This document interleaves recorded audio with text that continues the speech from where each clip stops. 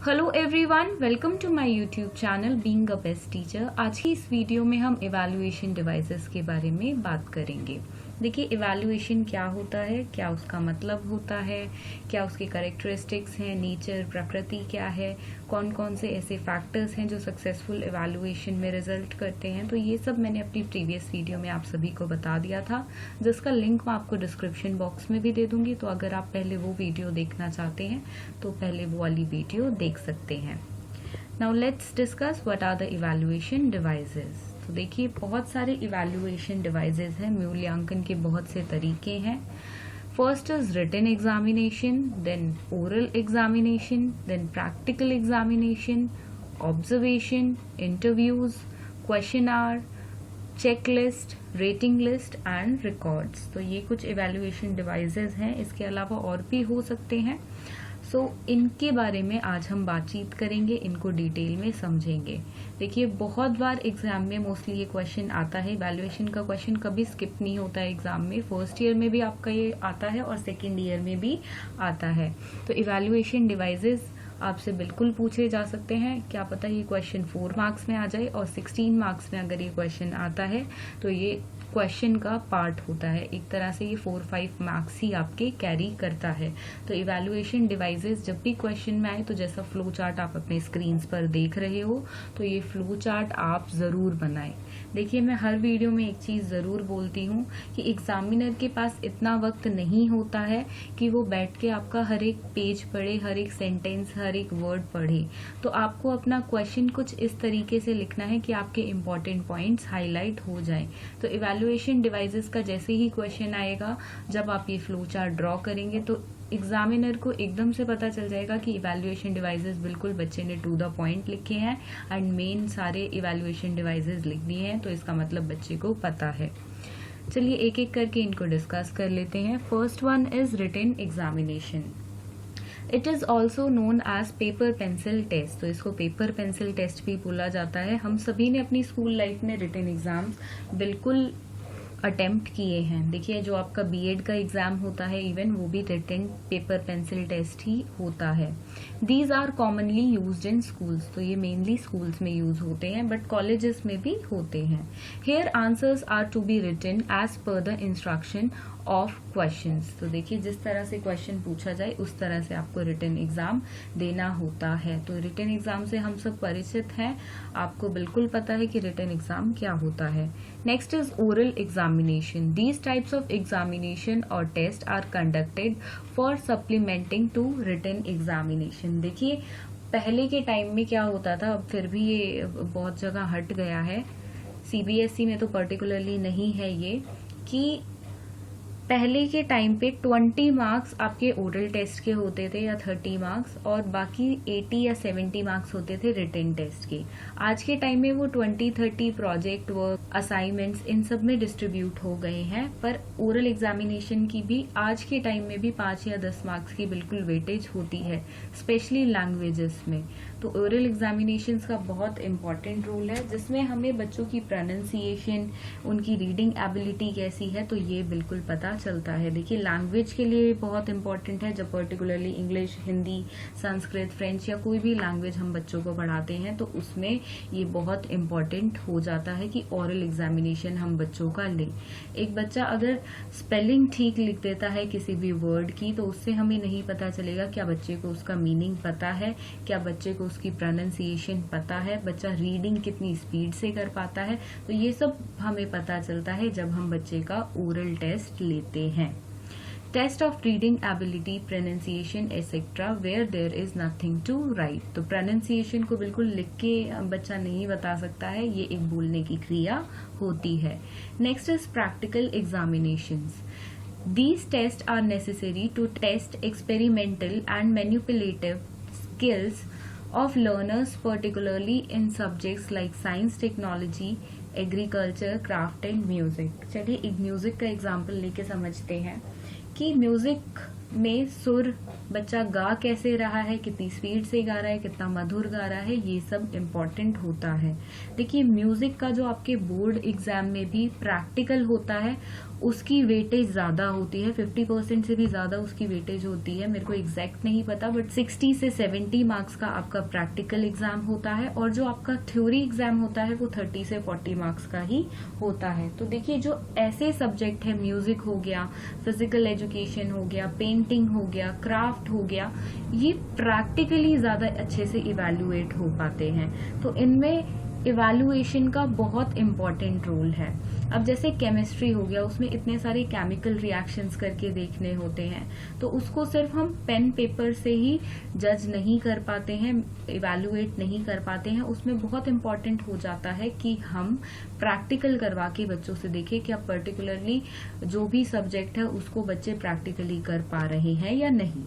Next is observation. Observation is used to evaluate overt behavior of pupil in controlled and uncontrolled situations. It is purposive, systematic and carefully viewing, observing behavior and recording it. देखिए, teaching की प्रक्रिया जो बिल्कुल होती है वो basically इसलिए होती है कि बच्चों के बिहेवियर में चेंजेस आ पाए। देखिए, टीचिंग का मतलब सिर्फ ये नहीं होता है कि हमने बच्चे को कुछ पढ़ा दिया, बच्चे ने एग्जाम कर दिया और वहां तक बात सीमित रह जाती है। बिल्कुल नहीं। बच्चों को पेरेंट्स स्कूल में इसलिए भेजते हैं कि उनकी लाइफ में जो उनका बिहेवियर है वो चेंज हो पाए। तो बेसिकली टीचिंग जब बनाया गया था वो इसलिए बनाया था कि कुछ ना कुछ चेंजेस जो बच्चे के बिहेवियर में एज वाइज मेंटली आना चाहिए वो आ पाए। तो वो जो सोशल बिहेवियर या एक तरह से जो भी बच्चों का बिहेवियर है वो हम कैसे टेस्ट कर पाएंगे, उसको मैं ऐसे ही बच्चों को से कोई रिटन एग्जाम या ओरल एग्जाम लेके तो टेस्ट कर नहीं सकती हूँ। उसके लिए मुझे बच्चों को ऑब्जर्व करना पड़ेगा। फॉर एग्जाम्पल डिसिप्लिन अगर मैंने किसी बच्चे को सपोज किसी मॉरल स्टोरी के थ्रू पढ़ाया है, तो बच्चे को कितना वो मॉरल स्टोरी समझ आई है, वो डिसिप्लिन का कॉन्सेप्ट कितना उसको समझ आया है, वो मुझे जब पता चलेगा जब मैं बच्चे को ऑब्जर्व करूंगी। और सिर्फ ऑब्जर्व नहीं करना है मुझे उसको रिकॉर्ड भी करना है कि जो जो मैंने ऑब्जर्व किया है मैं उसको रिकॉर्ड करूं। रिकॉर्ड करना क्यों इम्पोर्टेंट है? देखिए, क्लास में बहुत सारे बच्चे होते हैं, तो मिक्सअप ना हो पर्टिकुलर बच्चे का हम रिकॉर्ड इसलिए रखते हैं। तो इस तरह से ऑब्जर्वेशन इवैल्यूएशन में बहुत इंपॉर्टेंट रोल प्ले करती है। Next is interview. Interview is sometimes superior to other devices. It is because of the fact that people are usually more willing to talk than write. Interview जो होता है वो कई बार बाकी सारी टेक्निक्स जितने भी इवैल्यूएशन डिवाइसेस हैं उनसे बहुत ज़्यादा काम आ जाता है, बहुत ज़्यादा सुपीरियर कह सकते हैं एक तरह से अदर डिवाइसेस से। क्यों? क्योंकि बच्चे इसको विलिंगली करते हैं। क्यों विलिंगली करते हैं? क्योंकि बच्चों को बातचीत करना बहुत पसंद होता है। देखिए, आप किसी भी लेवल के बच्चे को उठा लेना, किसी भी लेवल का या ग्रेड का क्लास का बच्चा आप देख लो, बच्चों को बातचीत करना बहुत अच्छा लगता है। ज्यादातर बच्चे लिखने से ज्यादा बोलने में बिलीव रखते हैं या एक तरह से इंटरेस्ट रखते हैं। ओरल एग्जाम आप लोगे तो बच्चा उसमें बहुत खुश होगा। अगर ओरल एग्जाम में खुश नहीं है, ज्यादा उसमें इंटरेस्ट नहीं लग रहा है, तो इंटरव्यू में जरूर लेगा। अब इंटरव्यू को अप्लाई कैसे करें, मैं ये बिल्कुल इस वीडियो के माध्यम से आपको बताना चाहूंगी, क्योंकि मैंने बहुत बार देखा है कि स्कूल्स में बेसिकली इंटरव्यू यूज नहीं होता है एज अ इवैल्यूएशन डिवाइसेस। बहुत कम स्कूल हैं जो आज के टाइम में इंटरव्यू को यूज कर रहे हैं। अब इंटरव्यू को कैसे आप यूज कर सकते हैं? आप सारी क्लास को लगा दो कि कुछ क्वेश्चंस आप पुट ऑन करो, आप हेडमास्टर का या प्रिंसिपल का या किसी अन्य टीचर का इंटरव्यू लोगे तो आप क्या क्या प्रश्न उनसे पूछना चाहोगे। तो ऐसे करके हर एक बच्चे को आप वीकली बेसिस पे 2 बच्चे को या डेली बेसिस पे 1 बच्चे को इंटरव्यू का मौका दे सकते हैं। ये बिल्कुल कल को जब आप टीचर बन जाए तो ये टेक्निक बिल्कुल अपने स्कूल में अप्लाई करें। देखिए, बहुत अच्छा वे है एंड आप बिल्कुल पाएंगे कि बच्चे इसको इंटरेस्टिंगली करते हैं, बहुत इंटरेस्ट लेके इसको करते हैं। तो यही है कि इंटरव्यूज के थ्रू भी इवैल्यूएशन हो सकता है। सपोज मेरे को किसी बच्चे का कम्युनिकेशन लेवल चेक करना है कि बच्चा कितनी अच्छी तरह एक दूसरे से या किसी और से बातचीत कर पाता है, कितना उसको क्वेश्चन फ्रेम करने का कितना अच्छा अनुभव है, कितने अच्छे से वो क्वेश्चन फ्रेम कर पाता है, कितना उसका लैंग्वेज पे कमांड है, कितनी अच्छी उसकी प्रोनाउंसिएशन है। ये सब इंटरव्यू के थ्रू एक तरह से टीचर इवैल्यूएट कर सकती है। Next is questionnaire. Questionnaire is a systematic compilation of questions that are submitted to the pupils from whom information is desired. तो देखिए जो क्वेश्चनआर होता है उसमें पर्टिकुलरली बहुत सारे क्वेश्चंस होते हैं, स्पेशली ये साइकोलॉजी सब्जेक्ट या जो सर्वे वाले सब्जेक्ट्स होते हैं। या देखिए जो क्वेश्चनआर होता है उसमें बहुत सारे क्वेश्चंस होते हैं, एक तरह से लिस्ट होती है क्वेश्चंस की, एंड पर्टिकुलरली उनके आंसर्स भी होते हैं कि आपको किसी एक आंसर पे टिक करना होता है। देखिए एक तरह से सर्वे मेथड भी हम इसको बोल सकते हैं कि एक तरह का सर्वे, जब भी आपने कुछ कहीं पे भी ऑनलाइन या ऑफलाइन कोई सर्वे दिया होगा तो उसमें होता है, सपोज मैं आपसे पूछूं कि आप कौन सा सोप यूज करते हो, तो उसके मैं आपको 4 ऑप्शंस दे दूं एंड आप उसमें से कोई भी टिक लगा दो, चाहे उसमें से आप कोई सा भी यूज ना करते हो, कोई पर्टिकुलरली एक बार आपने यूज किया हो या जो आपको अच्छा लगता हो आप उस पर टिक कर दो। तो इस टाइप का क्वेश्चनआर्स होते हैं। बच्चों के लेवल से बात की जाए तो बच्चों से इस टाइप के क्वेश्चंस पूछे जा सकते हैं कि आपको कौन सी, आपका फेवरेट सब्जेक्ट कौन सा है, आप बड़े होके क्या बनना चाहते हो। तो ऐसे करके उनको 4, 5, 7 जितने भी ऑप्शंस दे सकते हैं एंड पर्टिकुलरली एक पे टिक लगाना होता है। तो क्वेश्चन आर में बेसिकली बहुत सारे क्वेश्चंस होते हैं एंड उनके आंसर्स होते हैं जिसमें से एक आंसर पे टिक लगाना होता है। Next is checklist. A checklist is an instrument that is used for collecting and recording evidence regarding signification, behavioral tendencies of the pupil or specific problems they present in the classroom. तो देखिए checklist जो basically होती है उसमें भी टिक लगाना होता है, बट उसमें स्पेसिफाइड एक्टिविटीज लिखी होती हैं। एग्जाम्पल के थ्रू समझते हैं तभी ये अच्छी तरह क्लियर हो पाएगा। एक डेली चेकलिस्ट मैंने अपनी क्लास के हर एक बच्चे को उसकी एक शीट दे दी। उसमें फर्स्ट एक्टिविटी आ जाती है वॉश फेस एंड उसके सामने एक बॉक्स बना होता है। जिस बच्चों ने सुबह वॉश किया है अपना फेस वो उसके सामने टिक लगा देगा। देन ऐसे ही एक्टिविटीज और भी होती हैं जैसे कि brushing teeth, getting dress up, combing your hairs, making your bed, breakfast, coming to school.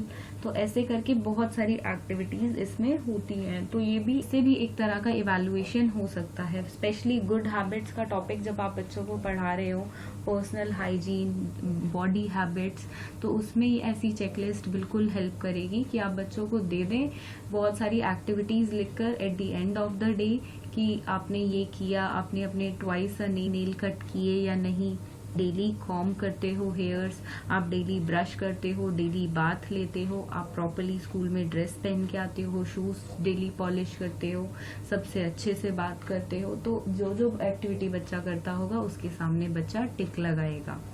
तो ऐसे करके चेकलिस्ट किसी भी लेवल की, किसी भी टॉपिक से रिलेटेड हम प्रिपेयर कर सकते हैं।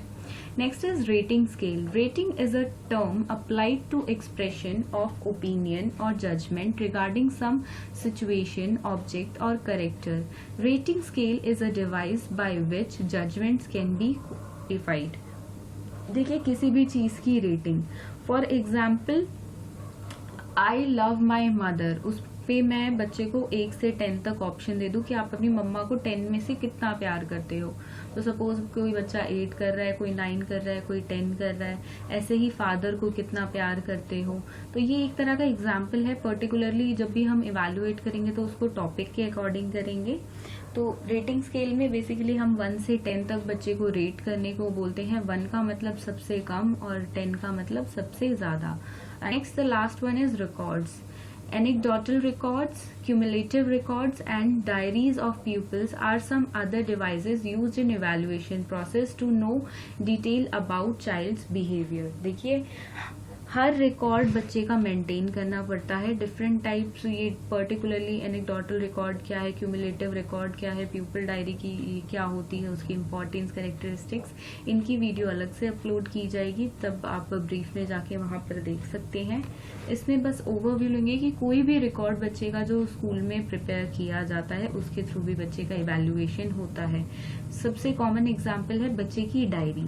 देखिए बच्चे की डायरी कितनी मेंटेन है, बच्चा प्रॉपरली साइन करवाता है पेरेंट्स के या नहीं, तो उससे भी बच्चे का एक तरह से इवैल्यूएशन हो सकता है कि बच्चे की पंक्चुअलिटी कितनी है, पेरेंट्स कितने अटेंटिव हैं।